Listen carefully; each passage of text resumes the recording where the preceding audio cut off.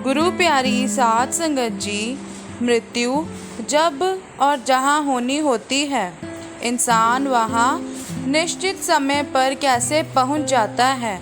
सुनिए पौराणिक कथा। मानव जीवन में समय, परिस्थिति और स्थान बड़ी भूमिका अदा करते हैं। कई बार जो कुछ भी घटित होना होता है, उसी के अनुरूप परिस्थितियाँ बनती चली जाती हैं। कलयुग में एक ही चक्रवर्ती सम्राट हुए हैं और वो थे सम्राट विक्रमादित्य, जिनके नाम पर भारतवर्ष में विक्रम संवत की शुरुआत हुई। विक्रमादित्य एक बहुत ही पराक्रम, विद्वान, कुशल, प्रजापालक, धर्मज्ञ एवं परोपकारी राजा थे। राजा विक्रमादित्य अपनी प्रजा को पुत्रवत प्यार करते थे तथा रात्रि में भेष बदलकर अपनी प्रजा के हालात जानने के लिए नगर भ्रमण हेतु निकल जाया करते थे। एक बार यूं ही राजा विक्रमादित्य भेष बदलकर देर रात्रि में नगर भ्रमण हेतु निकले। भ्रमण करते करते अमृत वेला का समय हो गया। पाँव फटने लगे थे। भोर के इस समय राजा विक्रमादित्य नगर की परिक्रमा वाले मार्ग से गुजर रहे थे। मार्ग की दूसरी ओर घना जंगल प्रारंभ हो जाता था। अचानक राजा ने देखा कि एक नौजवान लड़का कंधे पर कुल्हाड़ी लिए जंगल में प्रवेश कर गया और लकड़ी काटने के लिए एक ऊंचे वृक्ष पर चढ़ गया। तत्काल ही राजा विक्रमादित्य ने देखा कि एक भयानक ऋषि दौड़ आया और उसी वृक्ष पर चढ़ने लगा जिस पर वह नौजवान लड़का लकड़ी काट रहा था। ऋषि को वृक्ष पर चढ़ते देखकर राजा को बड़ा अचंभा हुआ, क्योंकि ऋषि तो वृक्ष पर कभी नहीं चढ़ सकता। उस नौजवान लकड़हारे ने जब ऋषि को अपनी ओर आते देखा तो उसके हाथ पांव फूल गए। भय के कारण उसके हाथ से वृक्ष की टहनी छूट गई और पृथ्वी पर गिरकर उसके प्राण उड़ गए। तभी ऋषि वृक्ष के नीचे उतरा और राजा के देखते ही देखते उसने एक सुंदर लड़की का रूप धारण कर लिया और जंगल के समीप ही स्थित एक कुएं की जगत आधारित मुंडेर पर जाकर बैठ गई। राजा दूर खड़ा यह सब देख रहा था और सोच रहा था कि यह लड़की बना हुआ ऋषि अब क्या करेगा। थोड़ी ही देर में राजा के दो सिपाही जो रात्रि गश्त पर थे उधर आ निकले और इत्तेफाक से दोनों सिपाही आपस में सगे भाई थे। छोटे भाई की नज़र जब कुएं की मुंडेर पर बैठी उस सुंदर लड़की पर पड़ी तो बड़े भाई से बोला, देख भाई, कितनी सुंदर लड़की बैठी है। मेरा मन कर रहा है कि मैं इससे विवाह कर लूं। बड़ा भाई बोला, बड़े भाई के होते हुए छोटा भाई कैसे विवाह कर सकता है? बड़ा होने के नाते पहले मेरी है, इसलिए इससे विवाह तो मैं ही करूँगा। तब छोटा भाई बोला, इसे पहले मैंने देखा है, इसलिए इससे विवाह तो मैं ही करूँगा। तब बड़ा भाई बोला कि हम तो व्यर्थ ही झगड़ रहे हैं, क्यों ना हम इस लड़की से पूछ लें। यह हम दोनों में से जिसे पसंद करेगी वही इस लड़की से विवाह कर लेगा। इस प्रकार आपस में निर्णय करके दोनों भाई उस लड़की के पास पहुँचे। बड़े भाई ने उस लड़की से प्रश्न किया, हे सुंदरी, आप कौन हैं और यहाँ क्या कर रही हो? वह लड़की बोली, मैं पास ही के एक गांव में रहती हूँ और अपने पति की तलाश में निकली हूँ। छोटा भाई बोला, तुम्हारा पति कहाँ है? तुम चाहो तो उसे ढूंढने में हम तुम्हारी सहायता कर सकते हैं। तब वह लड़की बोली, अभी तो मैं कुंवारी हूँ और किसी योग्य वर की तलाश में निकली हूँ। तब छोटा भाई बोला, हम दोनों भाई भी अभी कुंवारे हैं, यदि तुम चाहो तो हम में से किसी एक से विवाह कर सकती हो। लड़की बोली, मैं तुम दोनों में से एक से विवाह कर लूँगी, परंतु मेरी शर्त है। दोनों भाई बोले, क्या शर्त है तुम्हारी? लड़की बोली, तुम दोनों में से जो भी अधिक बहादुर होगा मैं उसी से विवाह करूँगी। इतना सुनते ही दोनों भाई स्वयं को एक दूसरे से ज्येष्ठ सिद्ध करने की इच्छा रखते हुए आपस में युद्ध करने लगे। लड़ते लड़ते दोनों भाइयों ने तलवारें निकाली और एक दूसरे के पेट में आर पार कर दी। इस प्रकार तड़प तड़प कर दोनों भाइयों ने अपने प्राण त्याग दिए। तब वह लड़की जोर से हंसी और उठकर एक दिशा की ओर चल पड़ी। यह लड़की अब क्या करेगी? ऐसा सोचते हुए राजा विक्रमादित्य भी थोड़ी थोड़ी दूरी रखते हुए उस लड़की के पीछे पीछे चलने लगे। अब तक सूर्य भगवान भी पूर्ण रूप से उदय हो चुके थे, परंतु सम्राट विक्रमादित्य एक ऋषि के वृक्ष पर चढ़ने और फिर एक सुंदर लड़की का रूप बदलने की विचित्र घटना अपनी आँखों से देखकर अपनी सुध बुध खो बैठे थे। उन्हें अपनी भूख प्यास व राज्य पाठ के विषय में कुछ भी ध्यान न रहा। ध्यान रहा तो केवल उस रहस्यमयी सुंदर लड़की के विषय में जानने की जिज्ञासा। अतः उस सुंदर लड़की का सावधानी पूर्वक दूरी बनाकर पीछा करते करते लगभग 200 कदम आगे चलने के बाद राजा विक्रमादित्य के विस्मय की सीमा न रही, क्योंकि राजा विक्रमादित्य के देखते ही देखते एकाएक वही सुंदर लड़की अब एक लड़की नहीं रही थी, अपितु एक जहरीले नाग का रूप धारण कर चुकी थी। वह जहरीला नाग अब बड़ी तेजी से आगे बढ़ने लगा। कुछ दूर आगे चलकर एक नदी बह रही थी। वह भयानक जहरीला नाग नदी किनारे पहुंचकर कुछ क्षण रुका और राजा के देखते ही देखते नदी में कूद गया। नाग पर नजर पड़ते ही नाव में भगदड़ मच गई और अपनी जान बचाने के लिए लोग नाव से पानी में कूद पड़े। उनमें से जो लोग तैरना जानते थे वह तो तैरकर नदी से बाहर निकल गए, और जो तैरना नहीं जानते थे वह सभी लोग पानी में डूबकर मर गए। थोड़ी देर के बाद वह नाग नदी से बाहर निकला और नदी के किनारे किनारे आगे बढ़ने लगा। सम्राट विक्रमादित्य उसके पीछे पीछे चलने लगे। कुछ दूर जाकर राजा विक्रमादित्य को एक बार फिर आश्चर्यचकित होना पड़ा, क्योंकि उस नाग ने एक बार फिर अपना रूप बदला। अब वह एक वृद्ध ब्राह्मण के रूप में था। राजा विक्रमादित्य ने सोचा कि इस बला रहस्यमय प्राणी के विषय में जानकारी लेने का अब उचित अवसर है, क्योंकि इस समय यह रहस्यमय प्राणी एक वृद्ध ब्राह्मण के रूप में है। अब मैं इससे इसके बारे में सुगमता से पूछ सकता हूँ। यह सोचकर राजा विक्रमादित्य शीघ्रता से उस रहस्यमय ब्राह्मण की ओर बढ़ने लगे। राजा विक्रमादित्य तो उस छल्लावे रहस्यमय प्राणी का पीछा कर रहे थे। अब राजा विक्रमादित्य तेज तेज कदमों से चलते चलते उस वृद्ध ब्राह्मण के सम्मुख पहुंच गए और उसे हाथ जोड़कर प्रणाम किया। वृद्ध ब्राह्मण ने भी हाथ उठाकर अभिवादन स्वीकार किया। तब राजा विक्रमादित्य ने उससे प्रश्न किया, आप कौन हैं? वह बोला, तुम्हें दिखाई नहीं देता? ब्राह्मण हूँ। राजा बोला, आप असत्य बोल रहे हो, आप ब्राह्मण तो नहीं हो। वह बोला, तो फिर तुम ही बता दो मैं कौन हूँ। राजा बोला, तुम वो नहीं हो जो नज़र आ रहे हो। वह बोला, मैं जो कुछ भी हूँ तुम्हें इससे क्या लेना देना? तुम अपने काम से काम रखो और अपना रास्ता नापो।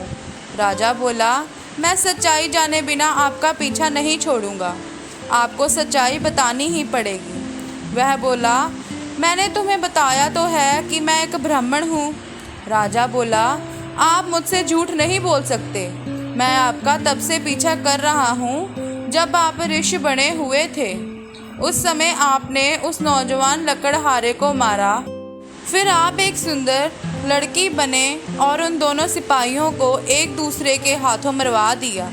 फिर आपने एक जहरीले नाग का रूप धारण करके नदी में उछलांग लगा दी और नदी पार कर रही नाव में घुस गए और तुम्हारी दहशत के कारण नाव में सवार यात्रियों में भगदड़ मच गई। नाव पलट गई और आधे यात्री नदी में डूबकर मर गए। अब आपने वृद्ध ब्राह्मण का रूप धारण किया हुआ है। अब सीधी तरह से सच सच बता दो, आप कौन हो? वह बोला, यदि ना बताऊं तो? यह सुनकर राजा ने अपनी तलवार निकाल ली और बोले, तो फिर मरने के लिए तैयार हो जाओ। तुम जानते नहीं, यह राजा विक्रमादित्य की नगरी है और मैं राजा का वफादार नौकर हूँ। इस धर्मात्मा राजा की नगरी में इतने लोगों की जान लेकर तुम जीवित बचकर नहीं जा सकते। अब मरने से पहले जल्दी से ये बता दो कि तुम कौन हो। राजा विक्रमादित्य की यह धमकी सुनकर वह वृद्ध ब्राह्मण जोर जोर से खिलखिलाकर हंस पड़ा और बोला, मैं जानता हूँ कि यह सम्राट विक्रमादित्य की राजधानी है और मैं यह भी जानता हूँ कि तुम ही विश्व प्रसिद्ध सम्राट विक्रमादित्य हो। फिर भी एक बात जान लो कि तुम मुझे नहीं मार सकते, बल्कि एक दिन ऐसा आएगा कि मैं ही तुम्हें मरने के लिए विवश कर दूंगा। उसके यह बोल सुनकर राजा विक्रमादित्य सोचने लगे कि जिसने इस वेश में भी मुझे पहचान लिया वह छोटी मोटी हस्ती तो नहीं हो सकती।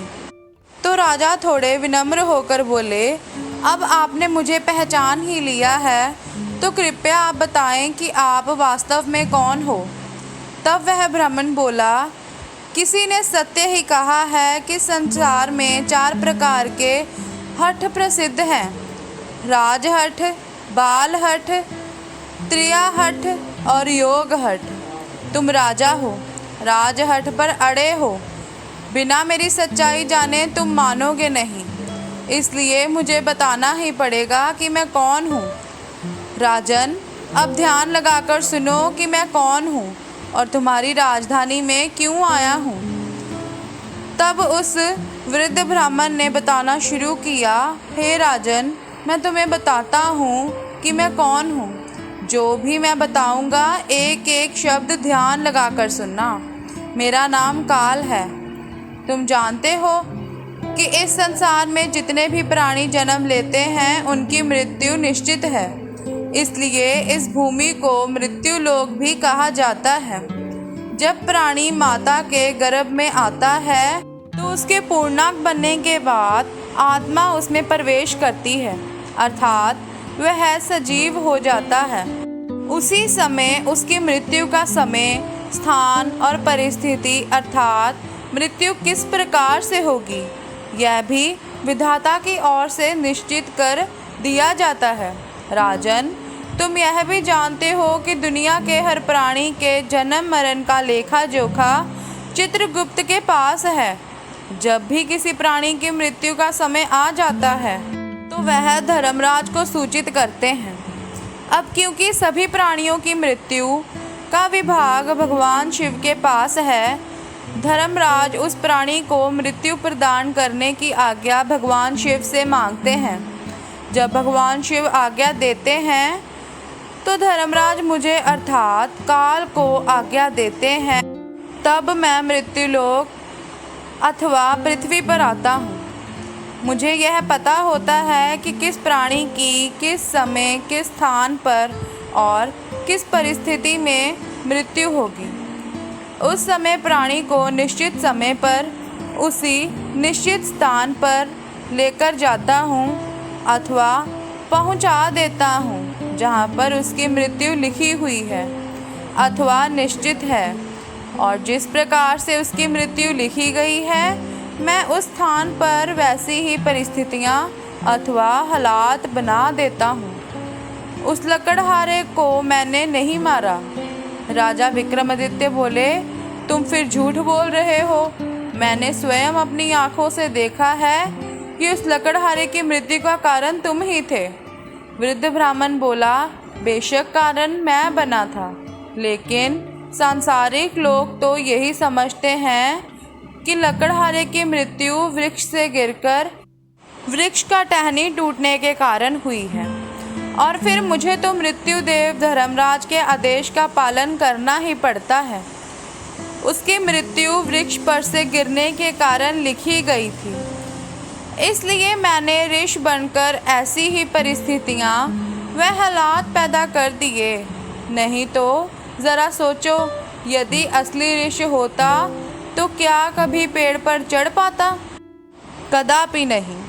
परंतु वह तो मैं था, और मेरे लिए तो कुछ भी असंभव नहीं है।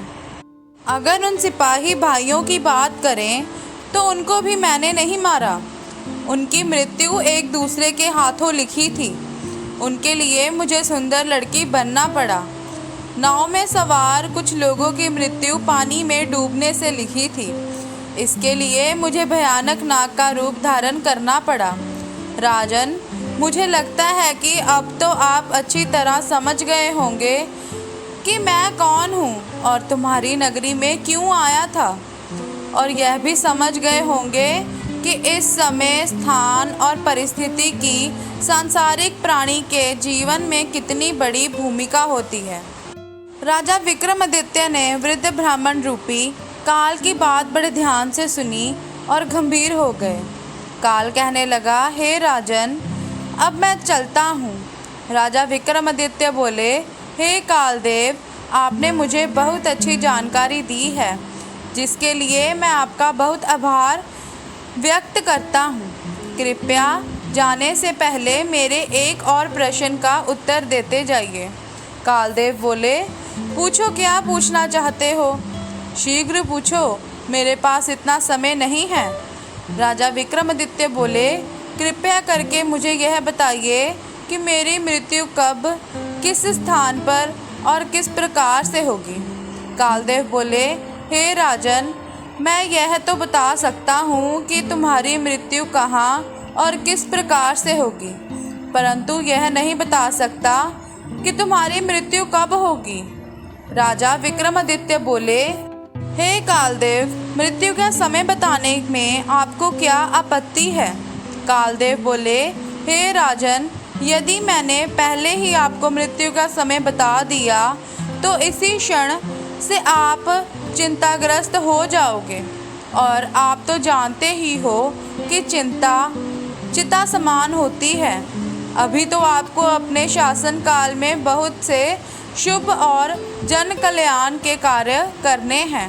राजा विक्रमादित्य बोले, चलो समय ना सही, यह तो बता दो कि मेरी मृत्यु कहाँ और कैसे होगी। कालदेव बोले, सुनो राजन, तुम्हारी मृत्यु तुम्हारे ही महल में सीढ़ियों पर से पांव फिसलकर गिरने के कारण से होगी।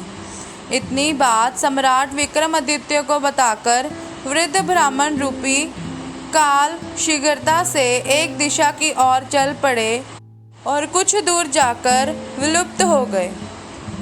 इस वक्त तक सूर्य भगवान भी पूर्ण रूप से अस्त हो चुके थे। चारों तरफ अंधकार छा गया था।